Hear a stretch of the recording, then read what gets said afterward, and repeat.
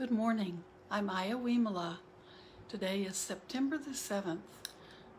We're moving into fall, but most days feel very summery. Not as hot as it was a few weeks ago, but not cool autumn weather quite yet. So I hope wherever you are that your skies are clear, you're not having to breathe in smoke, although I know some of you still are. The monastery in California, just outside of Placerville, in the foothills of the Sierra Nevadas, Ayya Vimala Theri, they are not back into the monastery, but it was. The firefighters were able to save most of their buildings. They had a beautiful kuti, a meditation cabin, and a yurt that were destroyed. But they come back every day to work on the monastery and wait. The firefighters want people to wait until all the little fires are out and things are definitely safe. But their main building was saved, and several of their outbuildings and some of the places they have for people who come on retreat there, and some of the deer that they fed and had water for and salt. The firefighters have reported that they have come back. So I'm not going to say it was a miracle, but it was incredible to see how the fire was all around them, and they were spared. Some of the pictures on Facebook are really, if you go to their website, Ayya Vimala, they go back for hours every day from Sacramento to be checking everything out and going through the land and taking pictures, and there's a lot of devastation, but their main house and the majority of their buildings are safe, which is really incredible.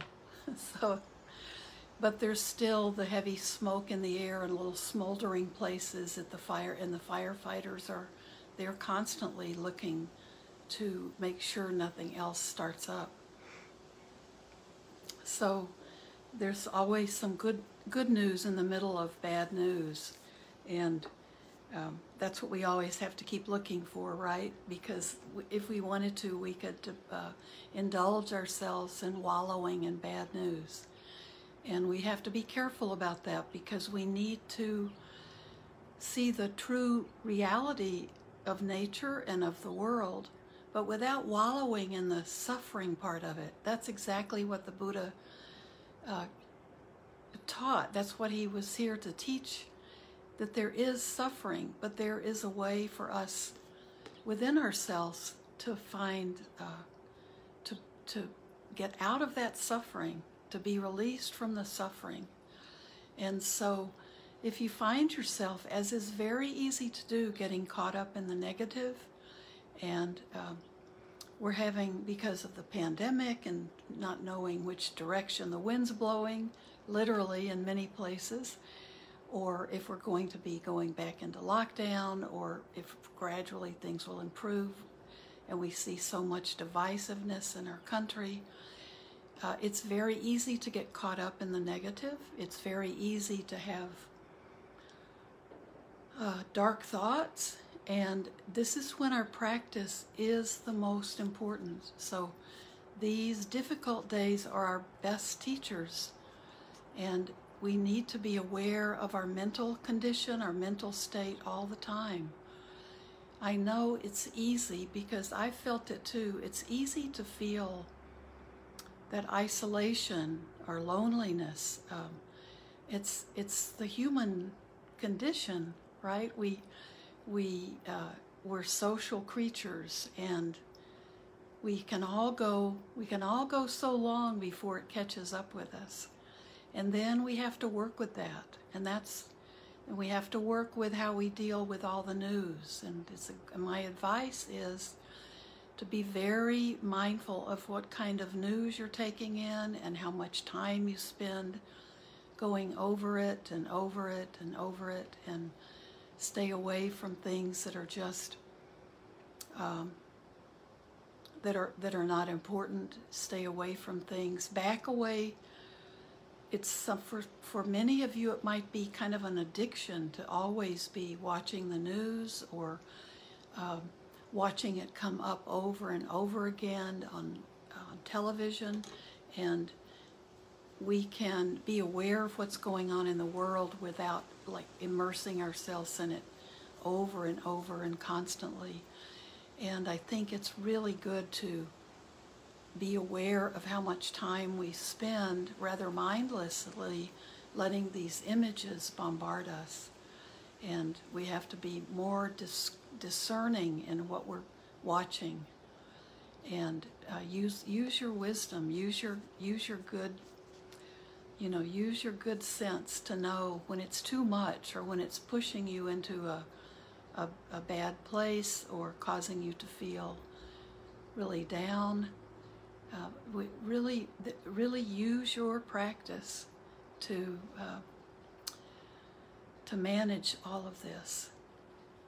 So I really love the reading we have today, because we're on day 8 of our pilgrimage from Kanenvisaka Kawasaki's edited pilgrimage. They've edited themselves from the teachings of the Buddha, taking us through our 35-day pilgrimage in India.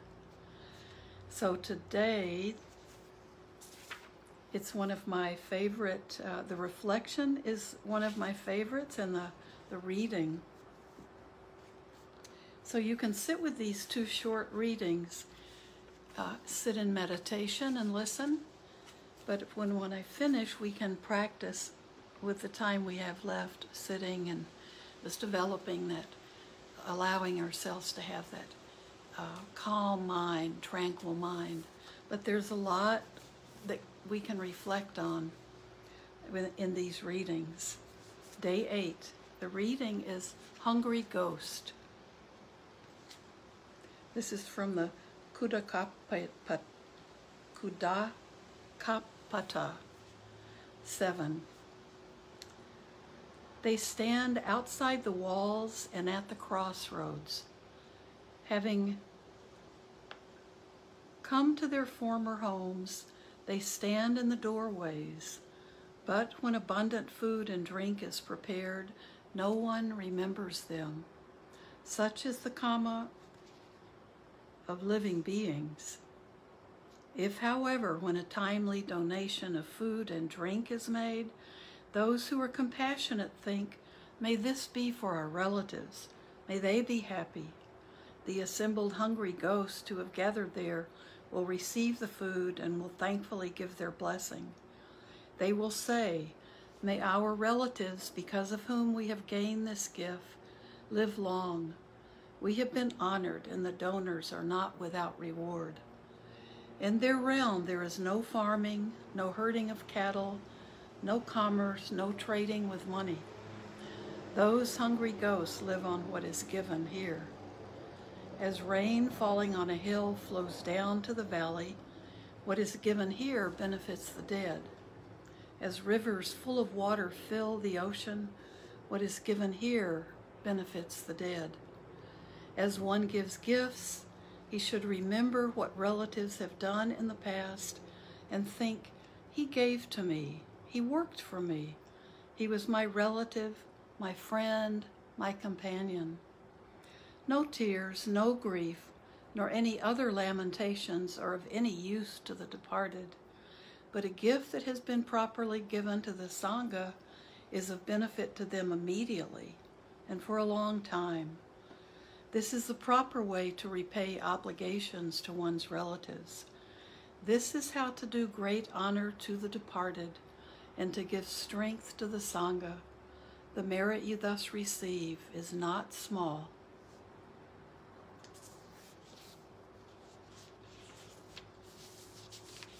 So you often see food gifts on an altar.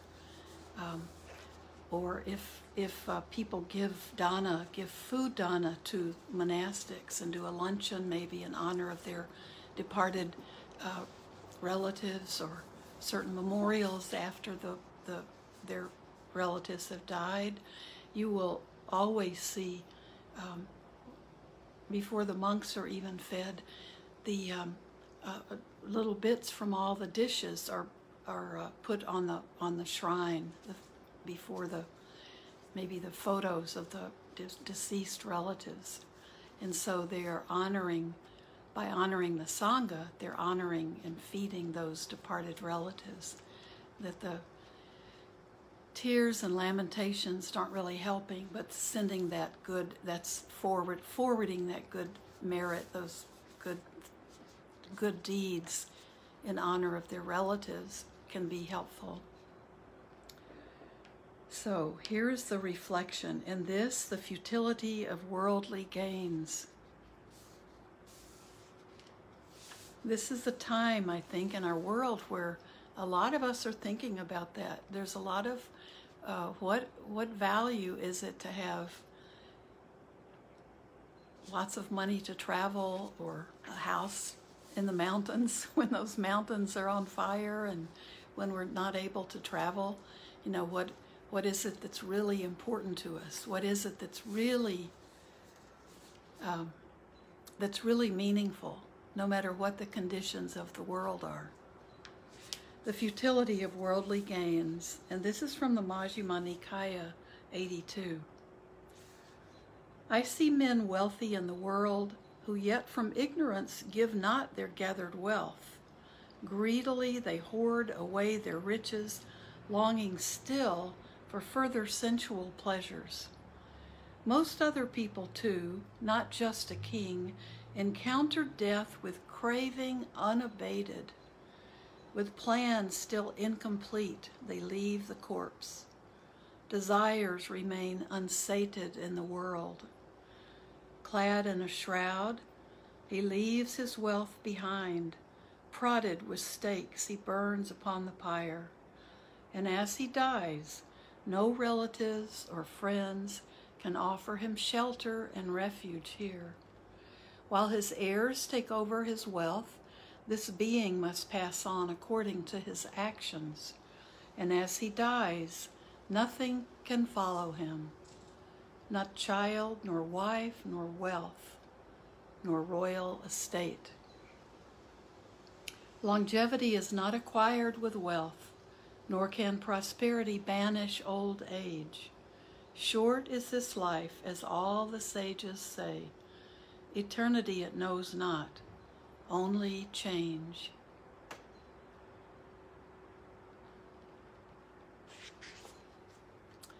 And that's very potent. So it's just the idea, just the wording of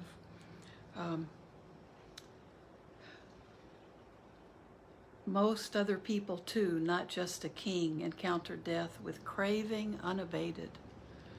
With plans still incomplete, they leave the corpse. Desires remain unsated in the world. Yeah, I don't think most of us really want to come to the end of our lives with all of our cravings still intact, wanting more. We don't think of that. I think most of us would like to think of a peaceful death, where we're not fighting to stay in a sensual world full of goodies. So that's a powerful reading. So I think we can just think about that. I think our world today is trying to teach us this lesson. I don't know. I don't think there's maybe a consciousness doing that, but I do think the world as we are able to see it today can be a lesson for us to think about what's important, and all of the things that can create suffering for us that we're not yet even aware of. And that is our own job. to learn how to deal with suffering that enters our lives and understand what suffering really is. It's that stress, it's that dissatisfaction. You know, it's not just a horrible, painful physical suffering. Suffering is all of the dissatisfaction we carry around with us, or maybe a mental state that's full of regret or full of maybe guilt, and so we're never quite happy. So this is a lot to think about, and the world is definitely helping us think about that. So the more we work with with our precepts, and the more we work with the Eightfold Path, the more peace we can bring into our lives, because we begin to see it unfolding differently. We begin to see it unfolding with insight, with more insight as we develop and as we grow. And we're being more mindful and paying more attention. And remember, pay attention to the right things. Don't allow yourself to get caught up in a lot of negative talking with others, or a lot of, watching things on TV that kind of bring you down, or even maybe cutting back, if you watch TV, cutting back on that, because a lot of that is just, it's all there to sell things to you. So get out in nature more, and find things that are more uplifting to your spirit. So why don't we sit, we have some time, and practice more. When you go out for a walk, maybe once in a while let that walk or that hike be your meditation practice. Walk silently and enjoy your walk or your hike, but let it be from more of a mindfulness, being more aware of yourself walking, and be aware of all of the sounds and the sights and the feeling of your body being in that space. And your mindfulness is working more on being aware of your body out in that, if you're out in nature especially, or if you're just doing walking meditation up and down your sidewalks or in your backyard, you're just aware of a different, you're focusing on your steps, you're focusing on your body moving, and you're taking in through your senses that different quality than sitting and being probably inside. Or get out in nature and do your sitting practice. Yes, I like the comments. We're working to find peace and insight. And when we're around a lot of negative talking, and it can just be because people might be bored because they feel more restricted. So I find that it's easier to gossip or maybe complain about things. And so we really need to be, we need to be more and more aware of that, because we have to be very careful for ourselves, because I know I've made it through the first year of the pandemic, it was easy peasy. And this second year has made me have some periods of a kind of not so much isolation as being more aware of the solitary nature of life. And sometimes it's from even being with the ones we love, and then when the visit's over, I went to see my mom, and have been with my family over the last few weeks being home as well, and went to see my mom and my younger brother and my sister-in-law, and they're coming back, and leaving them was harder than I expected. It was good being back home, but there was more of a loneliness I was aware of, and for me. It's important for me to just be with that, but it's more difficult. There's a preciousness to being with them, or with my children here, because we aren't spending as much time together. There's a preciousness to being together that I'm more aware of their absence when they're not here, and that's something that I'm really working with and watching and understanding it. But I know it often is something that is hard for us. So we need to be aware of it and find really positive ways to live our day-to-day lives, and be watching for that.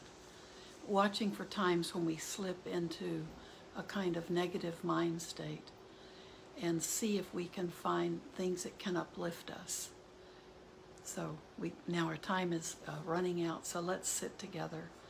And if you can, even when I have to leave, I hope you can continue sitting if you have the time. So be aware of the body breathing.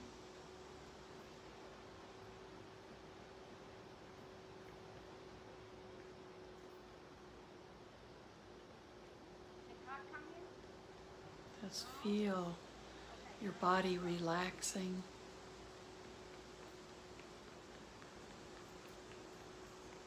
And just keep letting go. If there's tension in the body, you can have a few deep breaths in and out. Really feel the exhale. Let it be longer. Really feel it allowing you to release tension.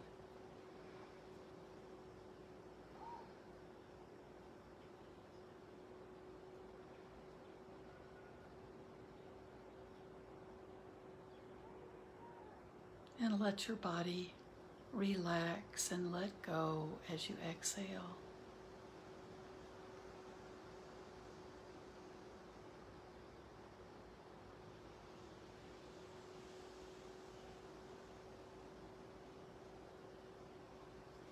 A lot of the tension that we feel, I think, is dealing with the unknown, dealing with an unsure future.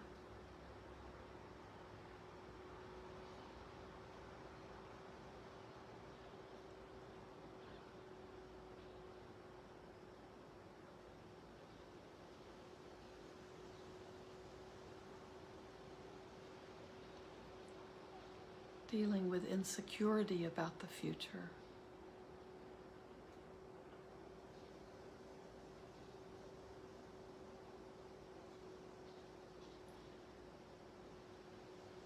And I think it's important to realize that uncertainty about the future, that insecurity about the future, we're feeling that more now, but the future has always been uncertain and insecure.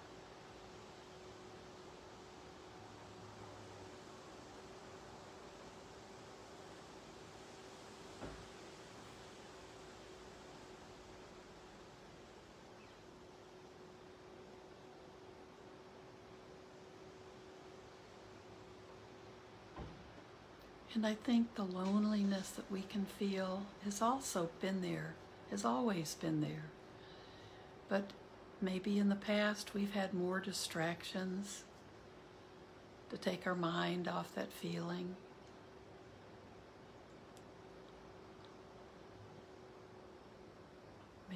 Maybe we've been going and doing and being with groups of people and distracting ourselves that way a lot more than we do these days.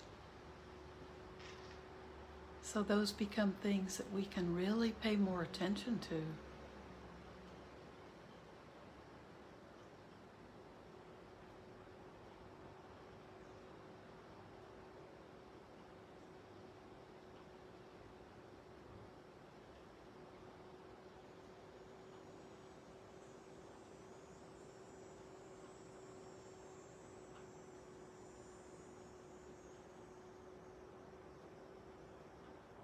So as you sit, or if you're on your back or standing,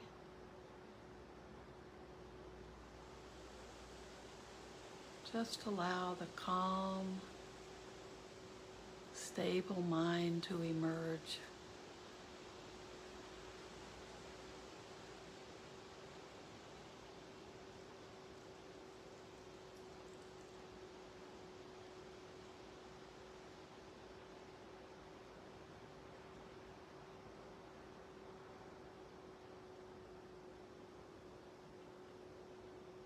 Always knowing we can always come back to this silence and this tranquil mind.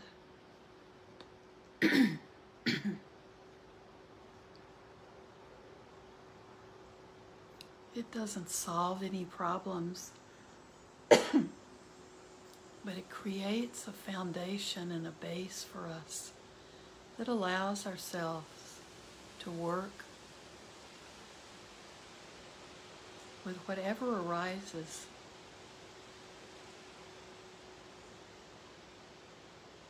We can meet the moment.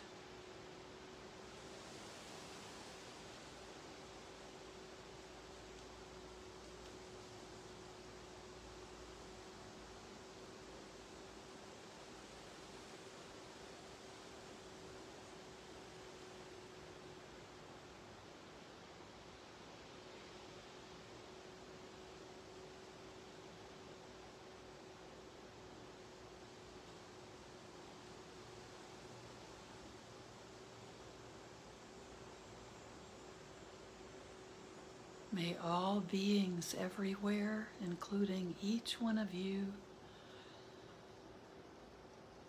all of your family members, it includes me and all of my family members, and we can include the entire world, all living beings, human and non-human. May all beings be free from suffering and the causes of suffering, free from fear and worry and anxiety, free from hunger and thirst,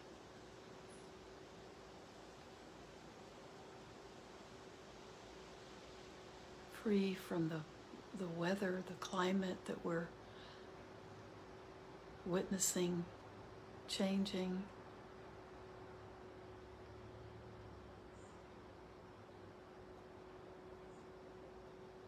May we all be able to take care of ourselves and our loved ones, or may everyone and every being be able to be cared for lovingly. And may we all be at peace.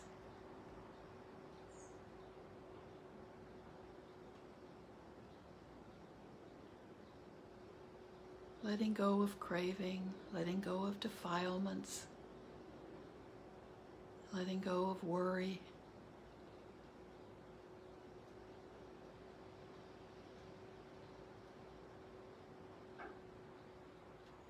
Thank you for being part of my practice, and I will be with you again on Thursday.